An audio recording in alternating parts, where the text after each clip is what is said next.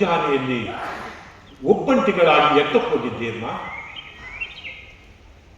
ಮೌನವೇಕೆ ತಾಯಿ? ಮಾತನಾಡಿ ಪ್ರಯೋಜನವೇನಿದೆ ವಿಭೀಷಣ? ಮಾತನಾಡದೆ ಮೂಕಳಂತಿದ್ದರೆ ಮನಸ್ಸಿನ ದುಃಖ ಆರೀತೆ ತೀರೀತೆ. ಈ ಜನ್ಮದಲ್ಲಿ ಆರೀ ತೀರದ ದುರ್ಬರ ದುಃಖ ಜೀವನ ನನ್ನದು ವಿಭೀಷಣ. ಎಂದರೇನಮ್ಮ? ವಿಶ್ವ ಪ್ರಪಂಚದ ಪ್ರತಿಭಾಮಂಡಲದಲ್ಲಿ ಪ್ರತ್ಯಕ್ಷ ಪರಮೇಶ್ವರನಿಂದಲೇ ಸೈ ಎನಿಸಿಕೊಂಡ ನನ್ನ ಪ್ರಾಣೇಶ್ವರನ ಪಾಲಿಗೆ ಈಗ ಉಳಿದಿದ್ದಾದರೂ ಏನಿದೆ ವಿಭೀಷಣ? ಏನಿದೆ? ಪರನಾರಿ ಚೋರ ಎಂಬ ಶಾಶ್ವತವಾದ ಪ್ರಶಸ್ತಿ ತಾಯಿ. ನೀನು ಹಾಗೆ ಅನ್ನುವೆಯಾ? ನಾನನ್ನುವುದೇನಮ್ಮ, ಇನ್ನೂ ಸ್ವಲ್ಪ ಕಾಲ ನೀನು ಸುಮ್ಮನಿದ್ದರೆ ಇಡೀ ಜಗತ್ತಿನ ಜನನಿದ್ದೆಯೇ ಸಿಡಿದೆದ್ದು ಚೀರುವುದಲ್ಲ, ಸಿಡಿದೆದ್ದು ಚೀರುವುದು. ಸುಮ್ಮನಿರದೆ ಮಾಡುವುದಾದ ಏನಿದೆ ವಿಭೀಷಣ? ಮನವೆಚ್ಚಿದ ಮಡದಿ, ಮನಗೆಳೆದುವ ಮಹಾಸತಿ. ಮನಗೆಳೆಯ ಮೂರ್ಖನಾದಾಗ ಹಗಲಿರುಳು ಬೆಂಬಿದ್ದು ಕಾಡಿ ಬೇಡಿ ಅವನ ತಪ್ಪನ್ನು ತಿದ್ದಬೇಕಮ್ಮ, ತಿದ್ದಬೇಕು. ಗಂಡ ಮುಂದನಾದರೆ ಹೆಂಡತಿ ಚಂಡಿಯಾಗಬೇಕಮ್ಮ, ಚಂಡಿಯಾಗಬೇಕು. ನನ್ನಿಂದ ಸಾಧ್ಯವೇ?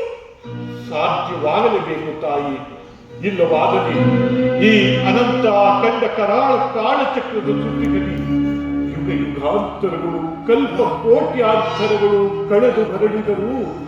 ಮಂಡೋದರಿಯ ಗಂಡ ಪ್ರಚಂಡ ರಾವಣ ಪರನಾರಿ ಚೋರ, ಪರನಾರಿ ಚೋರ ಎಂಬ ಜಗಜೀವಿತವಾಕೆ ತಪ್ಪದಮ್ಮ, ತಪ್ಪದು, ತಪ್ಪದಮ್ಮ, ತಪ್ಪದು, ತಪ್ಪದಮ್ಮ, ತಪ್ಪದು. ಅಮ್ಮ, ಈ ಸಾವಿತ್ರಿ ಗಾಯತ್ರಿ ಈ ಪ್ರಪಂಚದಲ್ಲಿ ಕಣ್ಣೀರಿನ ಹೆಣ್ಣು ಜನ್ಮ ಹುಟ್ಟುವುದೆಂದು ತಾಯಿ ಎಂದು